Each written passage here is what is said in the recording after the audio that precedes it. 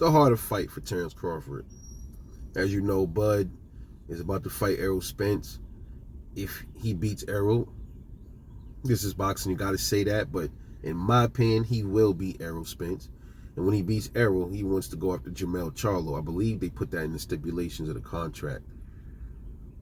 So, Jermell Charlo, Errol Spence Jr. Who is the harder fight for Terence Crawford? Now, on paper, a lot of people will say, well, I mean, Jermell Charlo is. He's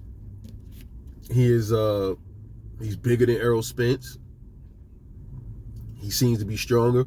But then, when you look at the knockout ratio between Errol Spence and Jermell Charlo,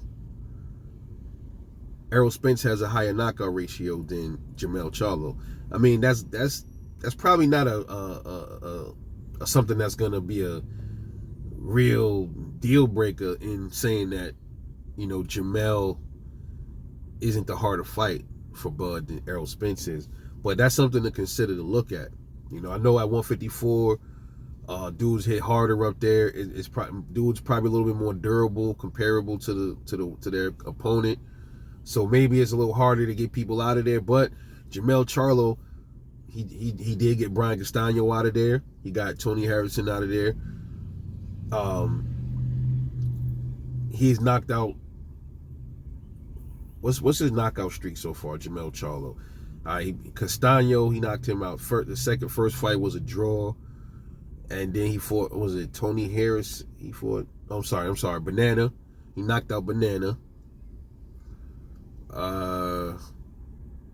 Did he have a fight after Banana? Who did he fight after Banana? Was it Brian Castano, right? So, yeah, he knocked out Castano in the second fight, draw against Castano in the first fight. Then he fought Banana before that, knocked him out. Before Banana, I believe it was Tony Harrison. He knocked him out twice. The second fight. And then he had a draw. He lost. I'm trying to figure, was there any other fights? I'm doing this off the cuff, so I don't have their records in front of me. Yeah, but he's been getting dudes out of there. Jermell Charlo, absolutely.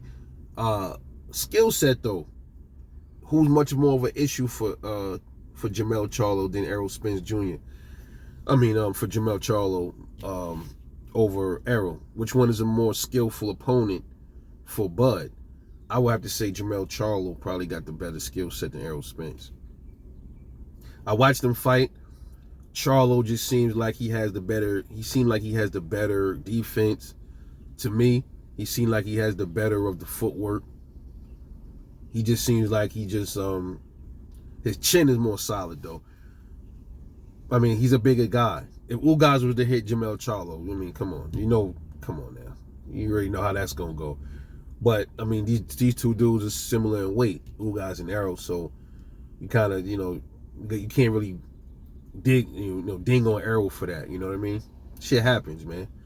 I never fault a dude for getting buzzed in the fight. I like to see what they do after they get buzzed. And Errol without a doubt, he got buzzed by Ugas and he came back and destroyed him, you know what I mean? So, you can't take that away from Errol Spence, man. You can't do that. Can't take it away from none of these fighters. When they come back and they get dinged in a fight, you're supposed to see them face adversity, right? That's what y'all want to see. See, boxing fans is weird. Y'all too fickle, man. One hand, when a fighter don't face no adversity, you talking about he ain't fight nobody, and then the minute he get in the ring with somebody that punches him hard, hits him, rocks him, knocks him silly a little bit, knocks him off his rocker a little bit. Now y'all talking about he chinny. And then y'all talking about he got buzzed, like you're not supposed to get punched in a fight. And then y'all never talk about what he did after he got buzzed. You know what I mean? These boxing fans is weird. That's that fanboy shit that I really can't subscribe to, man. That's why I said Errol getting buzzed a few times in his fight. So what? He came out with the win though. He knocked dude ass out. Ugas did what he did. And probably figured he could bang with Errol. And Errol, that was a fatal error. Errol showed him why you ain't supposed to be in the ring with me, bro. And he destroyed him. Period. Same with Terence Crawford. Got rocked by Kavaliauskas. Came back, destroyed him. Got rocked by Gamboa. Destroyed him. You know what I mean? So come on. But who is the harder opponent for Bud?